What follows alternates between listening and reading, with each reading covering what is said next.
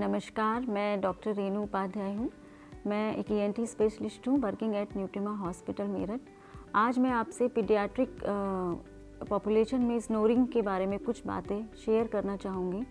बच्चों में स्नोरिंग यानी खर्राटों का आना, ये एक बहुत चिंता का विषय है और ये बात पेरेंट्स को बहुत परेशान करती है। हमें सबसे पहले इसके कारणों पे वर्क करना होता है। जो सबसे कॉमन कारण है बच्चों में स्नोरिंग का, दैट इज़ एडिनॉइड, यानी नाक के पीछे मस्से का बड़ा होना। स्नोरिंग की वजह से बच्चों में बहुत फिजियोलॉजिकल प्रॉब्लम्स होती हैं। बच्चों की सबसे इम्पॉर्टेंट है कि बच्चों की हाइट पर बहुत फ़र्क पड़ता है। हाइट के लिए responsible hormones, that is called growth hormone, उसका जो सिक्रीशन है वो कम हो जाता है।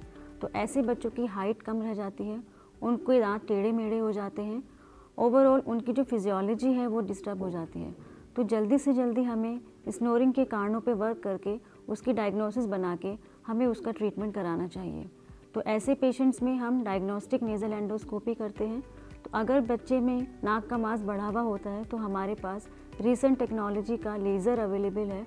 उस लेज़र की हेल्प से हम छोटे छोटे बच्चों में एडिनॉइड निकाल कर बिल्कुल पेनलेस सर्जरी कर रहे हैं।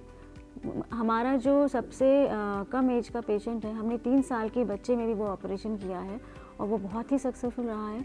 तो अगर आपके बच्चे में भी इस तरह की कोई समस्या है तो आप न्यूट्रिमा हॉस्पिटल विज़िट कर सकते हैं और अधिक जानकारी के लिए आप हमारी वेबसाइट newtimahospital.com पर लॉगिन कर सकते हैं। Thank you.